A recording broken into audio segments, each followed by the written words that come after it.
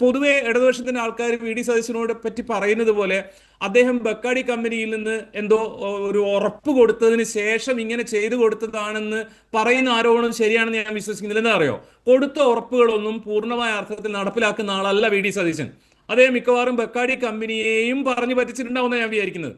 ജമാഅത്തെ ഇസ്ലാമിക്കാരോട് ജമാഅത്തെ ഇസ്ലാമി ജനാധിപത്യ സംഘടനയാണ്, വർഗീയ സംഘടന അല്ല എന്ന് പറഞ്ഞിട്ട് സത്യപ്രതിജ്ഞ നടത്തുമ്പോൾ കണ്ടില്ലേ, നിങ്ങൾ മേനോനാണ് എന്നൊക്കെ പറഞ്ഞിട്ട് വന്ദേ മാതരമൊക്കെ മുഴുവൻ പാടിച്ച് വേറൊരു ഐഡന്റിറ്റി ക്രിയേറ്റ് ചെയ്ത ആളാണ് അയാൾ. ആശാ സമരവേദി പോയിട്ട് UDF സർക്കാർ ജയിക്കും, വന്നാൽ ആദ്യത്തെ ദിവസം തന്നെ 21,000 രൂപ എന്താ പറയുക അവരുടെ സ്റ്റൈപ്പൻഡ് അവരുടെ വേതനമാക്കി ഫിക്സ് ചെയ്യുമെന്ന് പ്രഖ്യാപിച്ചിട്ട് ആ ദിവസം 3,000 രൂപ കൂട്ടുകയും ആദ്യത്തെ ബജറ്റിൽ അതിനെപ്പറ്റി ഒരു അക്ഷരം പറയാതിരിക്കുകയും ചെയ്ത ആളാണ്.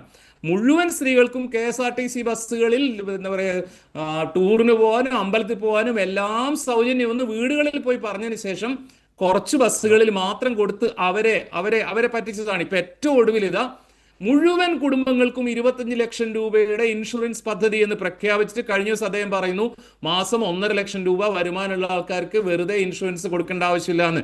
അവരെയും മനോഹരമായിട്ട് പൂവിൽ നിന്ന് തേൻ കുടിക്കുന്നത് പോലെ പറ്റിക്കുന്ന വി ഡി സതീശൻ ബക്കാടി കമ്പനിയെ മാത്രം ഇങ്ങനെ എന്താ പറയാ പറഞ്ഞ വാക്ക് പാലിക്കും എന്ന് ഞാൻ വിചാരിക്കുന്നില്ല. ഇതിൻ്റെ അകത്തുള്ള പ്രശ്നം ഇതാണ്, എന്തിനാണ് ഇത്ര തിരക്കിട്ട് ഇങ്ങനെ ഒരു തീരുമാനം എടുത്തിട്ടുള്ളത്? അങ്ങനെയാണെങ്കിൽ ആ തീരുമാനം എടുക്കേണ്ടത് വകുപ്പ് മന്ത്രിയെങ്കിലും UDF എങ്കിലും കോൺഗ്രസ് എങ്കിലും അറിഞ്ഞുകൊണ്ടാവേണ്ടതല്ലേ?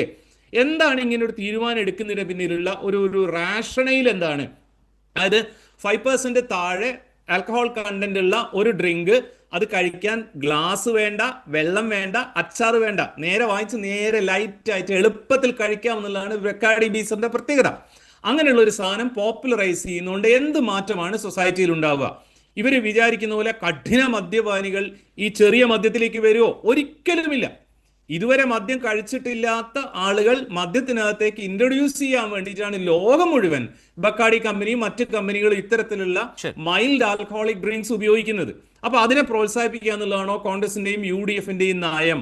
ഇതിന് മറ്റൊരു കാര്യം എന്താ വെച്ചാൽ, ഞാനൊക്കെ വിചാരിച്ചിരുന്ന ഒരു 3 മാസക്കാലമെങ്കിലും UDF സർക്കാരിനെ, കോൺഗ്രസ് സർക്കാരിനെ, വി ഡി സതീശനെ ഒന്നും വല്ലാതെ വിമർശിക്കരുത് എന്നുള്ള അതിനുള്ളൊരു സമയം കൊടുക്കണം എന്നുള്ളതായിരുന്നു. പക്ഷെ ഇവരത് സമ്മതിക്കുന്നില്ല എന്നുള്ളതാണ്. നോക്കൂ, കഴിഞ്ഞ ഒരു മാസം കൊണ്ട് എത്രത്തോളം യൂടേൺസും വിവാദവുമാണ്. ഇതിലും കൃത്യമായ യൂടേൺ ഉണ്ടാവുക തന്നെ ചെയ്യും.